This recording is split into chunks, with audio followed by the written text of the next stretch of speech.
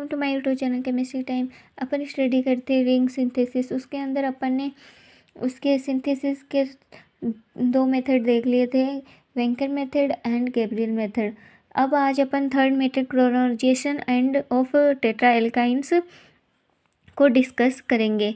तो उसके अंदर अपन एक एल्किन लेते हैं और उसकी NOCl के साथ में करवाते हैं। उसके अंदर अपन को पता है यहाँ बॉन्ड ब्रेक होगा, तो इसके पास में मान लो कि बॉन्ड के इलेक्ट्रॉन शिफ्ट हो गए, तो इस पर आ गया नेगेटिव चार्ज, इसके ऊपर या पॉजिटिव चार्ज। अपन को पता है NOCl किस फॉर्म में ब्रेक होता है, NO+ एंड Cl- के अंदर। तो Cl यहाँ अपने बॉन्ड अपने लोन पेयर इलेक्ट्रॉन इसको दे देगा और ये इसके साथ में इस पर पॉजिटिव चार्ज है, तो ये इसके साथ, तो ये जो अपन को पता है कार्बन के ऊपर एक मतलब नेगेटिव चार्ज अनस्टेबल रहता है, तो ये इसको अपने ये तो शेयर करके NO के साथ में बॉन्ड बना लेगा। तो अब अपन इसकी सेकंड फर्दर रिएक्शन करवाए, तो अपन को पता है SnCl2 एक रिड्यूसिंग कैटेलिस्ट है, तो इसके ये NO ये ऑक्सीजन ये रिड्यूस्ड हो जाएगा, तो अपन को यहाँ पे क्या एमीन का फॉर्मेशन हो जाएगा। फिर अपन देखते हैं कि फिर इसको बेस देते हैं ना, इस ये ने बेस देने पे ये क्या होगा, यहाँ से एक HCl का मॉलिक्यूल बाहर निकल जाएगा और अपन को ये एजिलिडीन फॉर्म हो जाएगा। तीनों मेथड के अंदर अपन देख रहे हैं कि सेम प्रोसेस है। लास्ट के अंदर अपन तीनों को क्या देंगे, बेस। ओके, फिर अपन देखते हैं, अपन ये तो डिस्कस किया था सिंथेसिस, किस प्रकार से अपन एजिलिडीन को सिंथेसिस कर सकते हैं। अब अपन इसकी रिएक्शंस को डिस्कस करेंगे। तो इसके अंदर अपन देखते हैं, मतलब अपन को पता है ये 3 मेंबर्ड रिंग है एक एजिलिडीन। अपन को पता है 3 मेंबर रिंग के अंदर रिंग स्ट्रेन बहुत ज़्यादा होता है, इसलिए इसको अपन इजीली अपन क्या इसको ओपन, इसकी रिंग को ओपन कर सकते हैं। तो रिएक्शन के अंदर अपन इसकी रिंग ओपनिंग को ही डिस्कस करेंगे। तो फर्स्ट अपन देखते हैं reactions. 3 member ring are strained and therefore ring opening reaction are easily occur. जो अपने बोला था कि स्ट्रेन होता है इसके अंदर, इस वजह से इजीली ओपन हो जाती है। फिर अपन देखते हैं न्यूक्लियोफिलिंग ओपनिंग रिएक्शन, कि किसी भी न्यूक्लियोफाइल का अटैक होने पर मतलब एजिलिडीन को किस फॉर्म में अपन मतलब ओपन कर सकते। ओके, तो इसके अंदर अपन अपने पास मतलब 2 रिएक्शंस के थ्रू अपन इसको देखते हैं, SN1 और SN2। तो अपन को पता है SN1 रिएक्शन में मतलब पहले क्या होता है, बॉन्ड ब्रेक होता है, फिर इसके बाद में आफ्टर देन न्यूक्लियोफाइल का अटैक एंड अपन को प्रोडक्ट फॉर्म होता है। ओके, तो यहाँ से अपन मान लो अपन ने इस बॉन्ड को ब्रेक किया, ठीक है, इस वाले को, ठीक है, इस बॉन्ड के इलेक्ट्रॉन इसके ऊपर आ गए, तो अपन इस पे क्या आ गया, नेगेटिव चार्ज। अपन को बताया नाइट्रोजन एक इलेक्ट्रोनेगेटिव, इसके ऊपर नेगेटिव चार्ज एडजस्ट हो सकता है, ठीक है।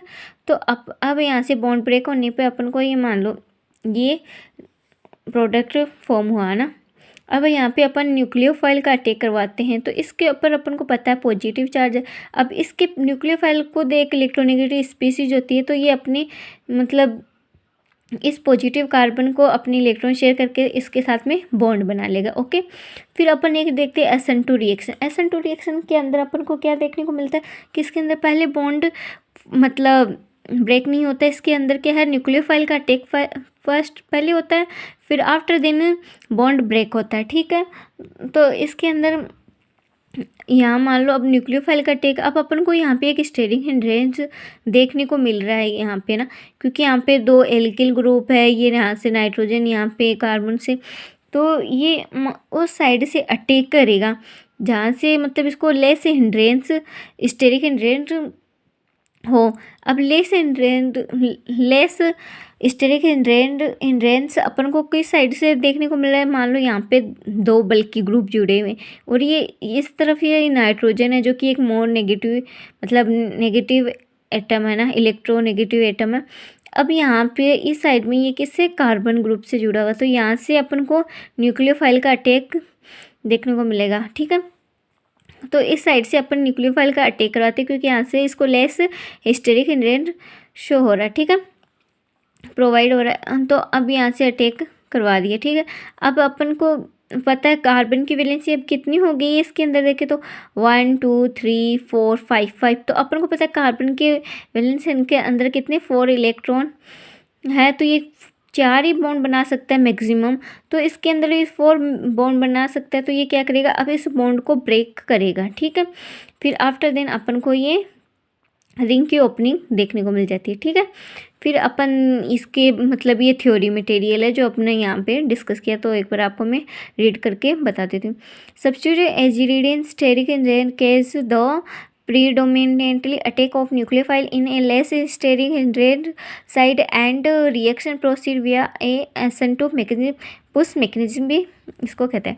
फिर however in some case the bond cleavage become more important having carbocation stabilize substitute and nucleophile attack on more substitute side via SN1 mechanisms।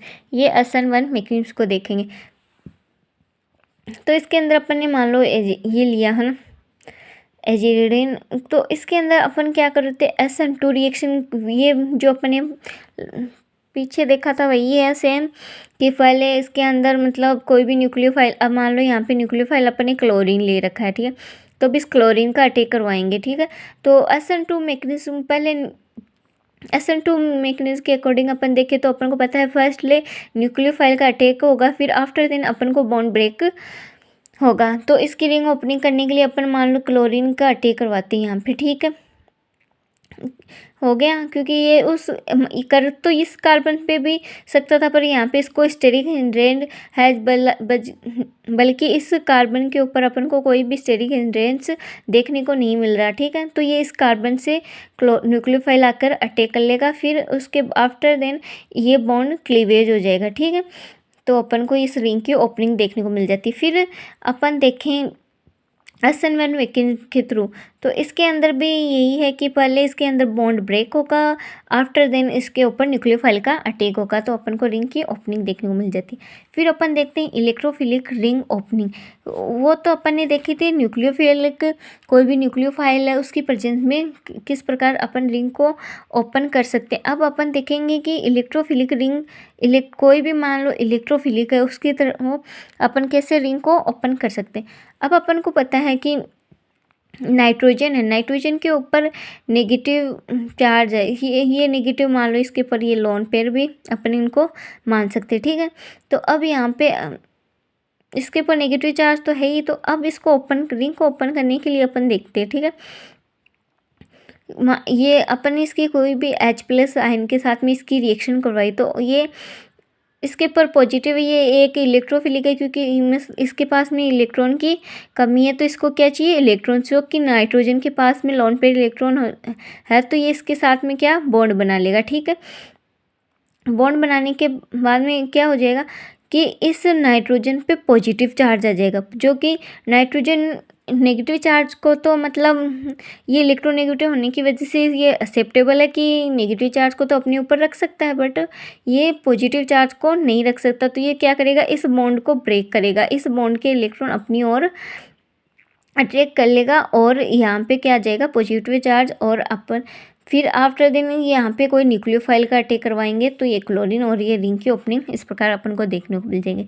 फिर एक मतलब अपन सेकेंड मेथड इसके थ्रू भी, जैसे कि पहले अपन ने मतलब किसी भी इलेक्ट्रोफाइल का अटैक करवाया, फिर आफ्टर देन अपन ने बॉन्ड ब्रेक करके ये कर सकते हैं, जैसे कि अपन ने ऊपर देखा था SN2 रिएक्शन के जैसे, ठीक है। मतलब इसको गर्म किया ना, ये प्रोडक्ट था अपने पास, इसके पास में अपन को पता है ये जो लोन पेयर है ना, तो ये इसको अपने ये लोन पेयर को नेगेटिव फॉर्म में भी रख सकते हैं, ये इसको बॉन्ड, एक बॉन्ड भी हो सकता है। तो ये क्या करेगा, ये अपने लोन पेयर इस रिंग को दे देगा, तो यहाँ पे एक डबल बॉन्ड फॉर्मेशन हो जाएगा। तो अपन को पता है यहाँ पे कितने इस कार्बन की वैलेंसी अपन देखें तो अब इसके पास में क्या है 5 बॉन्ड है, तो अब ये 4 ही बॉन्ड, मैक्सिमम 4 बॉन्ड बना सकता है तो कार्बन, तो ये क्या करेगा इस बॉन्ड के इलेक्ट्रॉन इस कार्बन पे शिफ्ट हो जाएंगे, तो यहाँ पे क्या आ जाएगा नेगेटिव चार्ज, ओके, और ये रिंग ओपन हो जाएगी। ये अब नेक्स्ट लेक्चर में अपन ऑक्सीजन को डिस्कस करेंगे। तब तक के लिए बाय बाय। आई होप आपके लिए लेक्चर हेल्पफुल रहा होगा। Thank you so much.